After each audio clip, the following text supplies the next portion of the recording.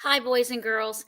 Today we're going to learn about Edvard Munch and we're going to learn about one point perspective, which is a way of showing distance in an artwork.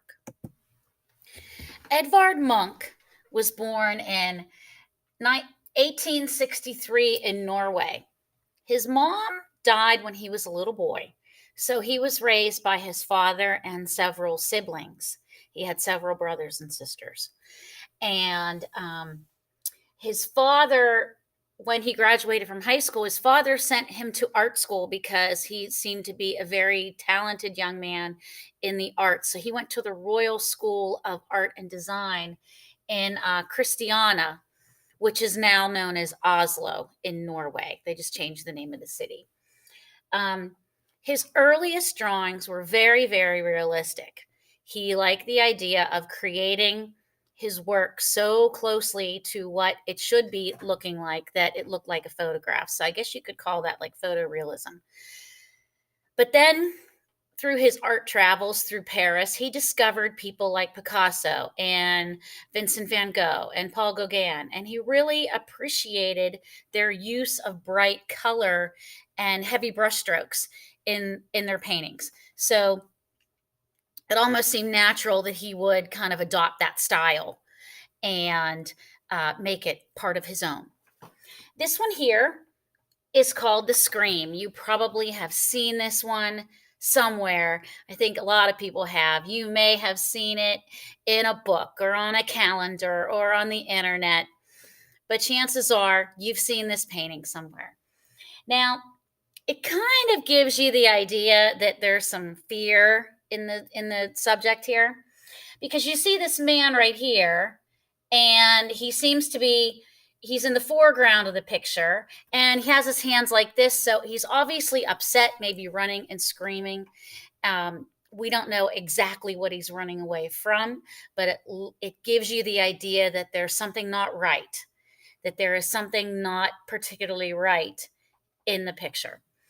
And you can see by the two very shadowy, murky figures in the background, maybe these two people are following him. So maybe he does have a right to be afraid. Maybe they're chasing him. We don't know all of the story. We only know part of the story. So it leaves you, the viewer, to kind of figure out what the rest of the story is going to be.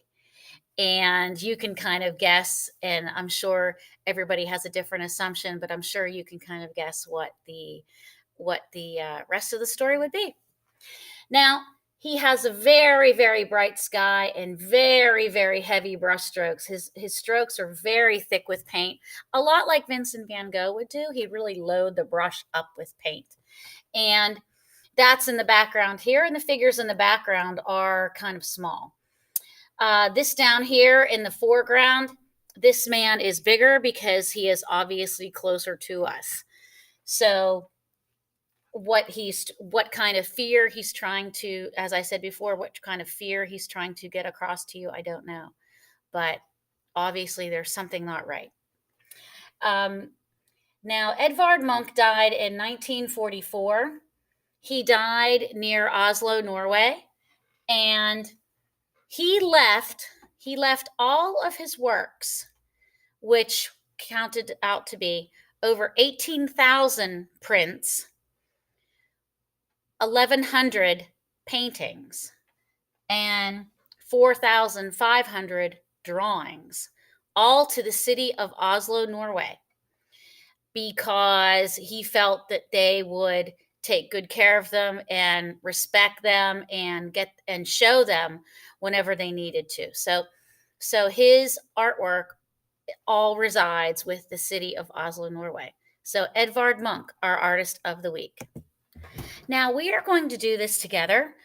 If you were in front of me, I probably wouldn't be telling you what we would be doing until the very end of it to leave it more a surprise. But because you're not in front of me, I'm going to teach it a little bit different. But I think you're going to be okay with it. So on your piece of paper here, right near the center, come down a little bit from the top, I want you to put a dot. That dot is what we call a vanishing point. A vanishing point is where things disappear from sight, okay? So from that vanishing point, we're going to make 2 lines coming down. And they're going to go almost to the corners of the paper. So that gives you an idea where we're starting. So yes, it looks like a big triangle right in the middle of your paper, but there is a reason why we're doing this, okay? I'm breaking it down into small pieces so you can understand it. And then believe me, once you see mine finished, you'll have that aha moment and you'll understand exactly what I'm trying to teach you. But right now it might be a little bit of a mystery, but that's okay. Now, over here and over here, I want you to make three or four small squares or rectangles.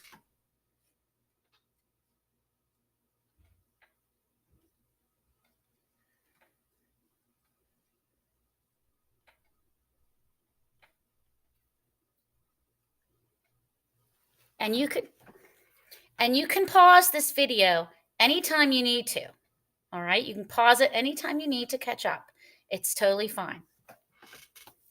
Now, these ones in the top part of this picture are going to be small. Now, down here at the bottom, we're going to put one large square or rectangular box on each side. So we're going to make one large one on each side. Okay? So these ones here are large. Now, this area in the center, if I have small boxes up here and large boxes down here, then chances are in the middle, I'm going to have medium size. So I want you to put 2 or so medium size squares or rectangular boxes in that area.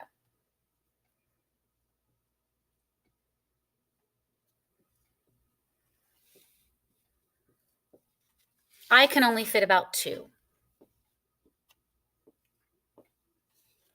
You might be able to fit 3. It's fine. I know I can only fit 2 because I draw big. Now, these are going to be medium. So this just gives you an idea of size, okay? Now, we need to add a wavy line to this picture. And it has to go across the page, and it has to hit the dot in the center. So, it has to hit the dot like that. Now, we're going to make one circle above that wavy line. It doesn't matter where.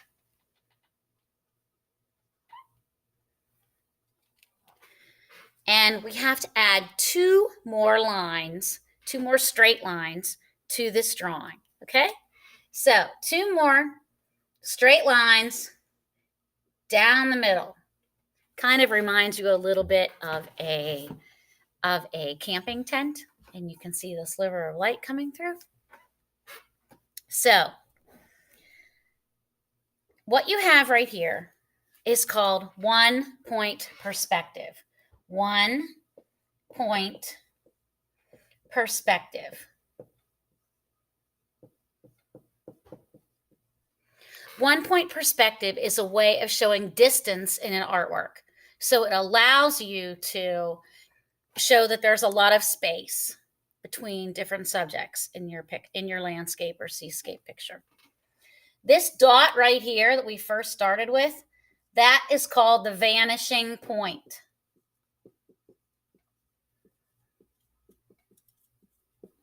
Now, the vanishing point is where the sky and the ground meet, and objects disappear from sight and lose detail. So if you are on this road, because this is a road, and we're walking toward it, you will never reach the vanishing point, because as you get closer to it, it gets further away. It recedes. It keeps getting further away from you. So you'll never reach it. Now, this line right here is what we call the horizon line. That is also where the sky and the ground meet, but it is horizontal. That's after the word horizon. It's horizontal meaning left to right. So horizontal meaning left to right. So what you've just done is called 1-point perspective. And older kids have a hard time doing this. College students have a hard time doing this. But I've given it to you in small sections, so it makes it easier for you to do. So when you go to color these things in and make this look like your town of Bethel Park, your city of Bethel Park, this right here will be the sky. Okay? From here up, that is the sky, because the sky is all the way down to the ground. From up there to all the way down to the ground, that's the sky. So all of this around here has to be ground. Ground meaning ground that you stand on, that you walk on. So all of this, all the way up from here to here, is ground. So it's a way of showing distance in art. Because as you remember, probably back when you were really small in first grade, you probably made pictures that looked like this. Everything was all on one line. The world existed on one line. But the world isn't that way. There are things that separate us. And let me ask you these questions, and this might help you visualize it in your own world. If you are standing and looking out your front door and you look across the street, do you see something? You might see another house, you might see the woods, whatever. But what separates you is the ground you're walking on and standing on. Now, if you are standing outside your house and you are in between your house and another house that might be next door, what separates you? The ground. The ground is what separates you, whether it's a grassy hill or a driveway or a wall or some pine trees. But it's ground that separates you. So it's the ground that separates you. Now, if you're looking out your back window, back door, back window of your house, and you're looking out into your backyard, is it possible for you to see other houses like up on the next street? It might be. Your backyard might touch somebody else's. So what separates you from that other space is ground. That's what separates you. So whether it's a hill or whether it's a bunch of bushes or a bunch of pine trees, or it doesn't matter, or your playground equipment, maybe you have a slide and a swing set at home. So that's what separates you. It's on the ground. So this 1-point perspective is a way of making things in your world look more realistic, because the whole world doesn't exist on one line. Think of, all the streets in Bethel Park. There are a lot of hills that go up and down. Well, this is a great way to indicate those. Okay? It's a great way to indicate those. So by you learning this technique, your drawing will probably be 100% better just by learning this. I don't usually teach this to first grade until the very end of the year. I like to teach it to second grade in the beginning of the year because I think you're visually ready for it at that time. So, 1-point perspective. And when you are done, it might look like this.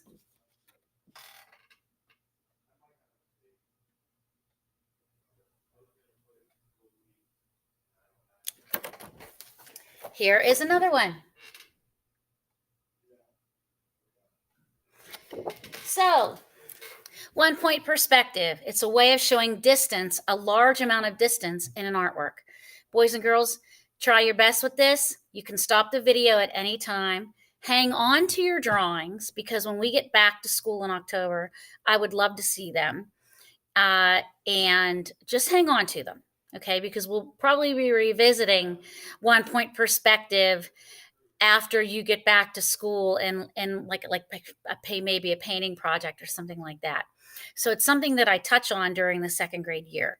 So just hang on to your drawings. Have a good rest of the week, and I will see you soon. Bye.